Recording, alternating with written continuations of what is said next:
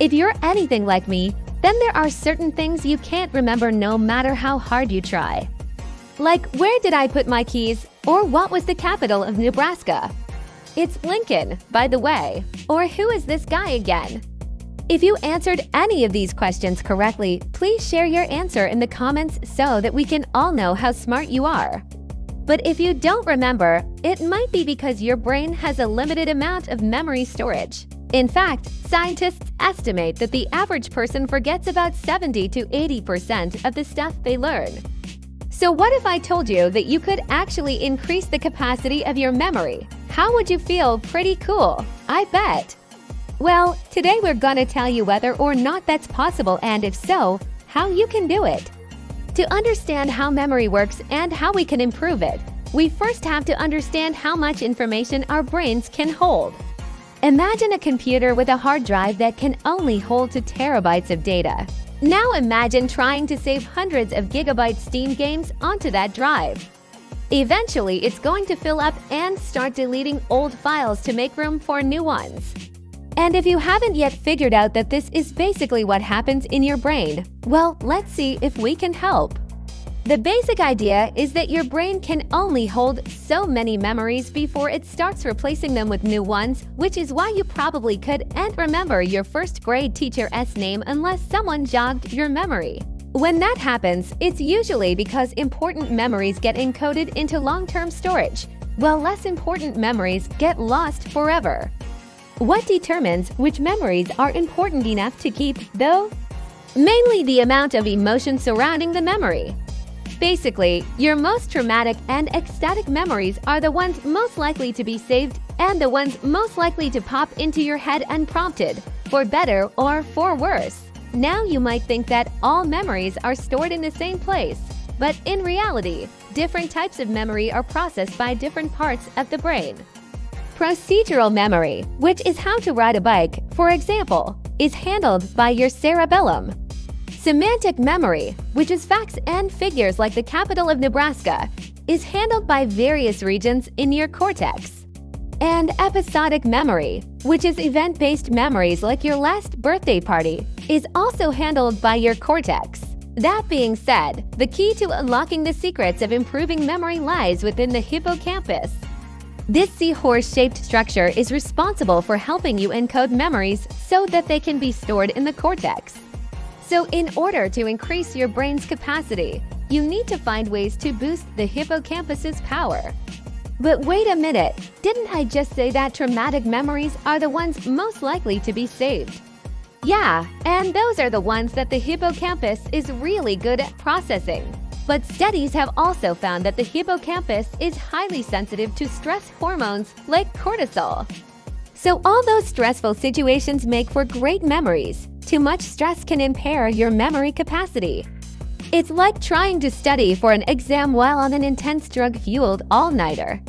Sure, you might end up with some crazy stories to tell, but you're probably not going to remember most of the material that you were studying anyways. So one of the first steps to improving your memory is reducing the amount of chronic stress in your life. And we know that sounds easier said than done. But hey, maybe a trip to the ocean might help clear your mind. And speaking of chemicals in the brain, next we have to look at neurotransmitters, which are the chemicals that neurons use to communicate with each other. One of the most important neurotransmitters when it comes to memory is acetylcholine, which is kind of like the ignition for your brain's cars. Without enough acetylcholine, your neurons won't be able to pass memories from the hippocampus to the cortex for long-term storage. Studies have found that increasing acetylcholine levels can improve working memory, which is the ability to remember things while you're doing other tasks.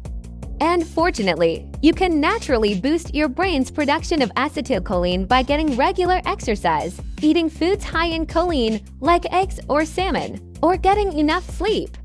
Speaking of sleep, getting enough of it is crucial for encoding new memories.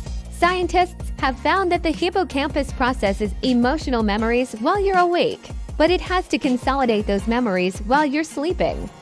So if you're not getting enough shut-eye, your brain won't have time to transfer those memories into long-term storage. But that's not the only reason that sleep is important for memory.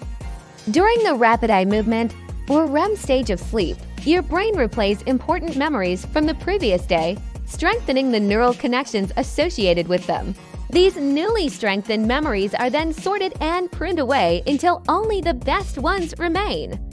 So to maximize your memory capacity, make sure you're getting a full 8 hours of sleep every night. But what if you've reduced your stress levels, increased your neurotransmitter production and sleep schedule, that you still can't remember where you put your keys? Well, you might just need to exercise your brain. Just like working out in the gym, you can build up your brain's memory capacity by giving it a workout. Studies have found that the more mentally active a person is, the higher their memory capacity. So picking up a mentally stimulating hobby like playing an instrument or writing poetry could help you remember more things.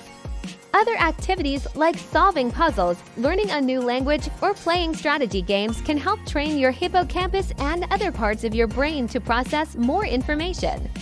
In fact, one of the best ways to improve your memory is by actively trying to remember things. Every time you remember something, you're strengthening the neural connections in your brain. So if you want to improve your memory, take some time each day to look at old photo albums, call up an old friend, or play a song from your youth. All of those activities will help your brain retain more memories over time. Okay, now let's say you've tried all of these methods, but you still can't remember everything you want to. Well, there's always medication. Drugs like donepezil and ribostigmine are used to treat Alzheimer's disease by increasing the amount of acetylcholine in your brain.